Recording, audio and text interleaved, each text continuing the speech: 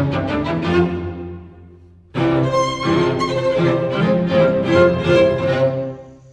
hello, this is ViolinguyGolf, and we're at it again.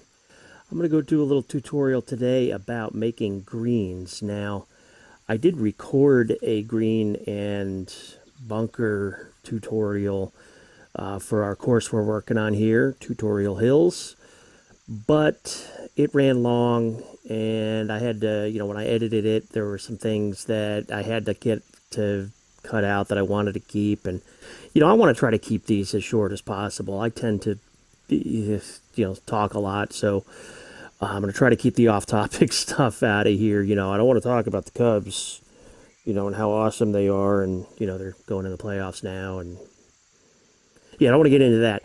But what I do want to get into is making greens. I'm going to do bunkers separately. So greens are important, and because greens are so important, they really, you need to take some attention making your greens. Okay, now what I'm going to do here in 15 or 20 minutes with this green that we're going to work on, I'm going to be rushing through it really fast to try to, for sake of time and everything. You need to take what I'm doing and really, stretch it out and be meticulous about it. So anyways, this is Tutorial Hills Golf Club. Okay, we've kind of got started. We've got our hole laid out, our theme picked. We've messed around with lighting. We've done, we've made our fairway. We've made our green. We've flattened some stuff out. We flattened our tee boxes. We did flatten the green area. Now, in a video that I recorded the other day, I did make a green here, but I have since gone in here and completely flattened the area. So this green actually has zero slope to it, as you can tell. It is flat as a pancake. Let's go ahead and set our pins. Okay, now I'm going to show you kind of a pro tip here. Okay, we want to go to, so your hole 1, pin 1, you can see it says it up there. Go to move pin, and we're going to put the number 1 pin right in the center of the green.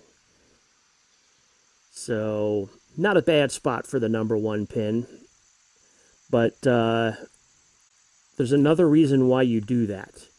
Because the grid that you see here on your green, okay, that's based off of the number 1 pin. So if you have your number 1 pin all the way back here, the grid is only going to cover this smaller area. So observe. Okay, move pin. Let's move our pin over to this little pimple that sticks out the side of my green over here. It's like my green's got a bunion or something. Okay, now look. Oops.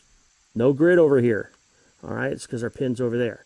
So, oops, got to move pin. Let's get him back in the center. Now, you don't have to leave it in the center.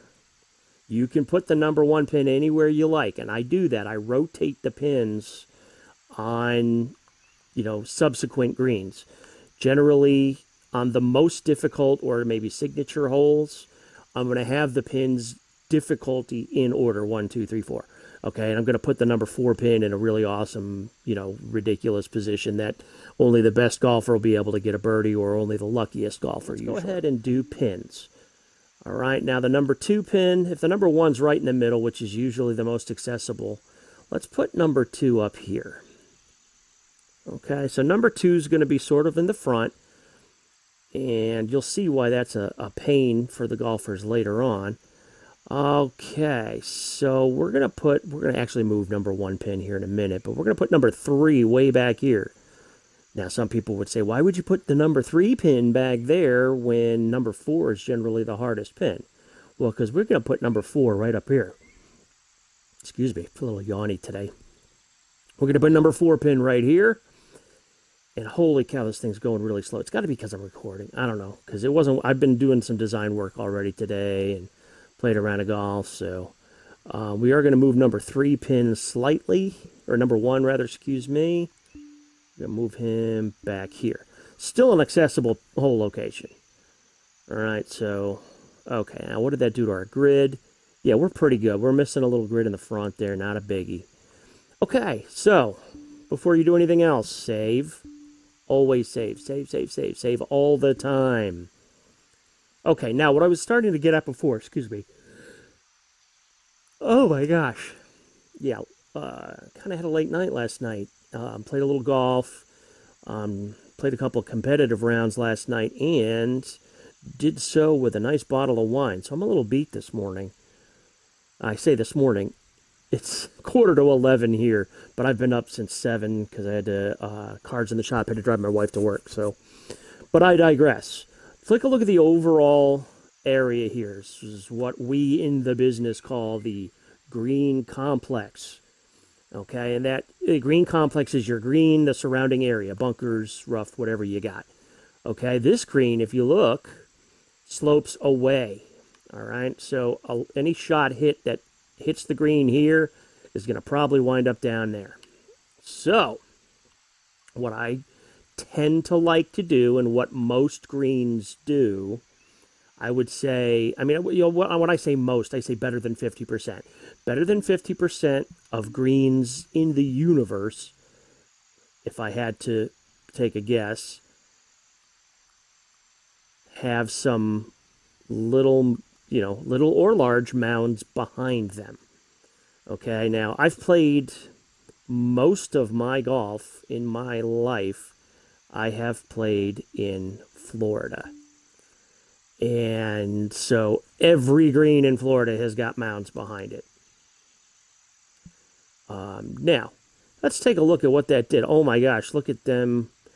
Look at the red and the yellow and the beads and everything. Well, that's fine, because what we're going to do pretty soon is we're going to start sculpting this green. Can you see me? Am I close enough? We're going to start sculpting this green, and just putting a couple of mounds back there is going to automatically give you the front to back, or the back to front. Oh my gosh. You know, it's going to slope from back to front, which is generally what you want. If a guy hits a golf shot and it lands in the middle of the green, it should not roll off the back. Okay, even on a longer hole. So what is this one? This one's not terribly long. Let's see. There's 294. Now, if you're wondering what I'm doing, because this is a tutorial video after all, look up at the top, okay, where it says yards to tee. Okay, and you've got black, white, gold, and red. Boy, those red tees are way up, aren't they? Anyways, okay, so where it says, let's see, it's 289, I think we 290 was about as far as I hit it on this one. I used tour clubs, so there's your view. You've got 149 yards to the green. That's perfectly fine. Okay, so they're going to be hitting. You're going to be hitting like an 8-iron, maybe a 9-iron in here, depending if you're using player clubs. It's probably an 8 or a 7. So, anyways, let's start sculpting around the hole locations. I was going to say start sculpting around the holes, but that sounds gross. So, landscape flatten, fuzzy brush. Okay, now, opinions vary on how to do this. I'm just going to show you the way that I do it, okay? This is actually way number 2. A lot of times I'll start with a flat green and I'll raise areas of the green and then smooth it out. But let's do this. I'm going to kind of smooth sort of the whole area. And I say smooth, there is no smooth function in this game. I'm thinking back to more like a Tiger Woods days. But what I'm doing here is I'm using the fuzzy flatten brush. And I have flattened, well, now I've flattened a little bit too much. But that is fine. If you find your green is completely flat, oops, go to sculpt, raise.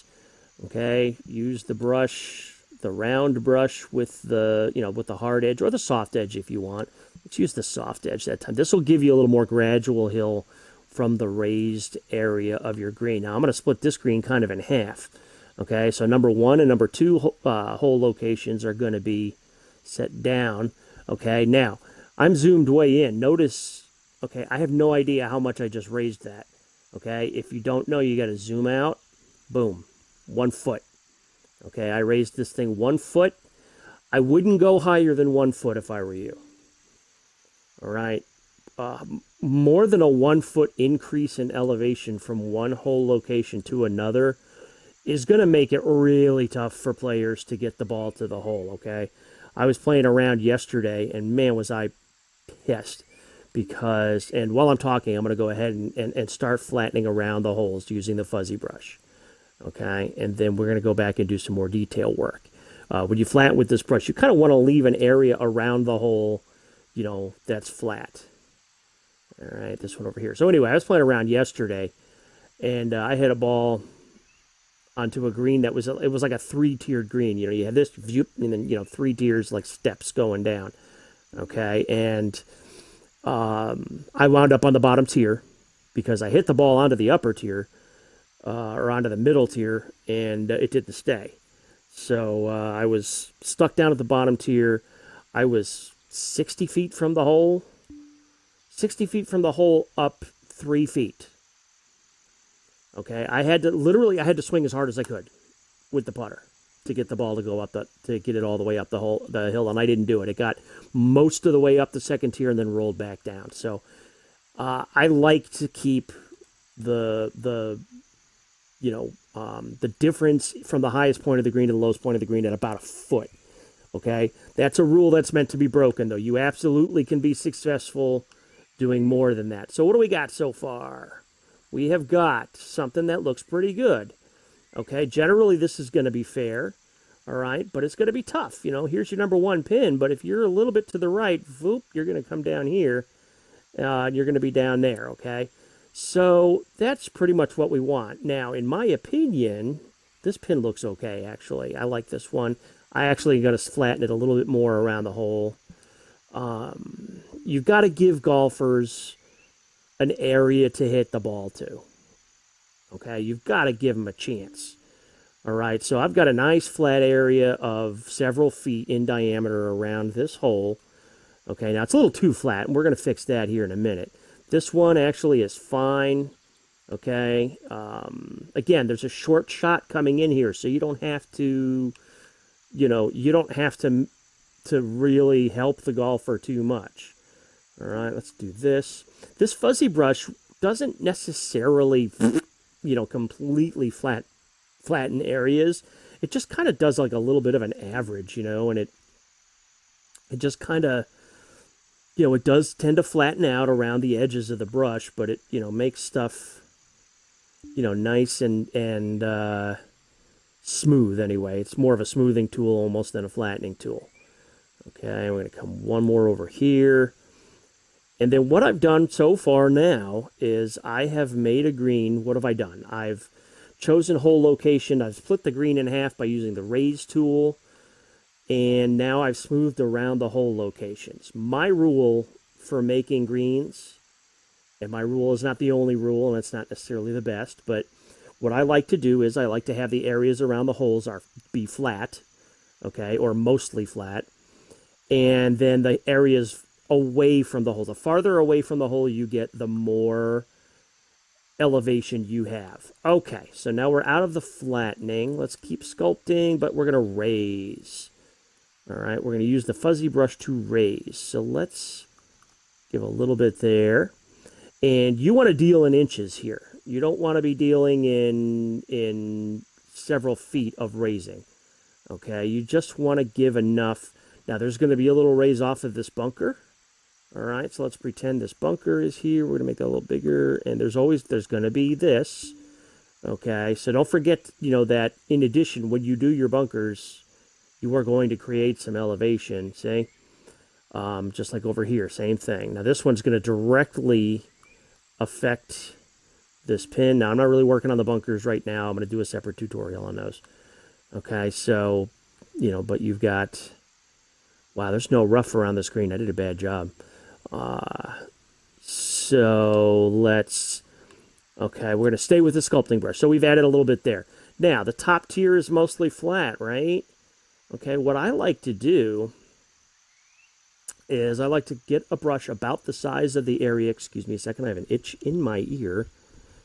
I like to have the, about the size of the tier or of the area. Sometimes I do the whole green. Okay, and then let's pan out so you can see. I'm going to put it down 3 inches is good. Okay, it kind of creates a little bowl. All right, nothing, nothing, of course, that is at all excessive. You can't even hardly tell that I did it, but now there's some undulation around the holes. There's a little bit of elevation. We can do the same thing down here. Oops. Same thing down here. Go down 3 inches is good. 4 inches is okay. Once you get to 5 plus, now you're actually creating, the thing that you're trying to avoid. So, okay, this looks okay. This whole location is potentially problematic because of this. As a designer, my philosophy there is, well, guess what? Don't hit it over here. What can I tell you? If you hit it here, okay, and, see how this turns yellow when you roll over it because we put a brush shape there. If you want to see the green without the obnoxious highlighting thing, just go over one of the pins. Okay, you can't. So, say you hit the ball up here, you are never going to stop it next to this hole. And now we didn't set our green speed to very fast, so we're okay there. And don't forget, we set these greens. Let me get out of here a second. Let's go to. Actually, you know what? Better yet, let's just play test it. Okay, save. Because I'm running long now, anyways. This is why I had to do a green one only. Okay, so let's play test. Let's decide what hole location we're going to play. We're going to play hole location numero uno. All right, play test. We're going to play from the back. Pin set 1. Play hole. Now, if your hole is the first hole on the golf course like this one is, you could play course if you want to also. So, alrighty. There's our lovely fall locale. All right, we're going to kind of go out here. We're going to aim that way just a little bit. Let's see if I still have my swing. No, I do not. That's going to go in the bunker, isn't it? No. Come on, get a nice kick here. All right, so we're in the fairway. Sometimes it's better to be lucky than good. All right, now we're a long way away, probably. We're not... $139, actually. That ain't too bad. So $139 puts me right in between clubs. Okay, so what I'm going to do is I'm going to take a little off of this 9-iron and go ahead and try to... There's a good swing. Go ahead and just... Because you got to get it all the way back to the hole. Oh, no, that's a good shot. See, which is exactly where you want to hit it on here. Okay. I would say the green designing here so far has been successful because the ball landed next to the hole and stopped next to the hole. All right, so that's a pretty nice looking green. I'm pretty happy with it. I'm going to play test it some more, and there may yet be some tweaks we would have to do to it. That's why you play test your golf courses. Okay, we're 155 on the green setting up there in the top right. Okay, that is a medium to almost, slow as far as, guys playing events are concerned. Okay, it's a little on the slow side. 145, I think, is default. So if you just left your green the way it is and didn't change settings, you'd have 145-foot greens. Okay, I try to keep most of mine about 160. I'm working on a golf course right now that is, I'm designing it to be kind of tough. So I'm putting that one at 174, I think, is what I have it, or 176, one or the other. 187 is the fastest. So here's a second hole that we have not. We're going to talk about water, and I'm going to kind of work on this hole, and then we're going to work on the water together. Probably not the next tutorial, but, one of them coming up. All right, so that's greens pretty much. Let me recap the really important things to remember with greens. Okay, number one, and this is something that I put in another kind of tutorial video that's, we'll call it outside the continuity of these tutorials, but the green size has to be appropriate for the shot going into it. So if the shot that is normally hit into that green is 250-yard 3-wood, okay, generally you're going to have a larger green. You're not going to have Pebble Beach, Harbor Town-sized greens. All right. If the shot normally that's going to be hit into the green is like this one, and you're hitting 9-iron pitching wedge, 8-iron, something like that, then you can have a smaller green, okay, smaller target. All right. I tend to make my greens a little bigger than I should probably. If you want to see how big this one is, you go to Sculpt, Measure. Let's see. From back to front is 30 yards. That's a pretty big green. Okay. Most of my greens, the minimum I make them is about 20 by 20. This one, some bigger, some smaller. So, okay, so green size. Number two is you have to, make your undulations appropriate to the speed of the greens. Okay, I don't know if I can have this much red and yellow on my green if I was doing 176 greens. All right, so since our greens are a little slower, you can have this elevation. Don't put massive elevation changes next to hole locations. There's enough room. If the ball lands over here, you're probably in trouble. But hey, that's the golfer's fault, okay? But if it lands over here, a ball that lands near the hole should stay near the hole. Okay, you don't want balls bouncing away, okay? If a ball lands over here, it's probably going to wind up over here and maybe even worse. All right, but that's fine. All right, so a good shot should, no green should penalize a good shot. Penalize. So, then there's that. And then, smooth and flatten and then play test, play test, play test. So if you all have any questions, put them in the comments. I'll be happy to try and answer them as best I can. I hope this helps. I say that every week, or every time I do one of these things, but I do hope this helps. I hope that what I do in my tutorials can help novice designers, or even, experienced designers, but novice designers really. The purpose of this video is, like I say all the time, is to make your golf course stand out and be better just on spec, be better than the wizard courses, as we call them, the prefabbed courses that anybody could just click a few things and create a golf course. So I want your course to be better. You don't have to spend a year working on it, okay, but spend a little bit of time and you'll have something really awesome, okay? So please put in the comments if you have questions, and I'll try to get to them as best as I can. Enjoy the rest of your week. Enjoy the rest of your day. Do your best work. Don't skimp on the designing. Do the best that you can. Make golf courses that people want to play more than one time.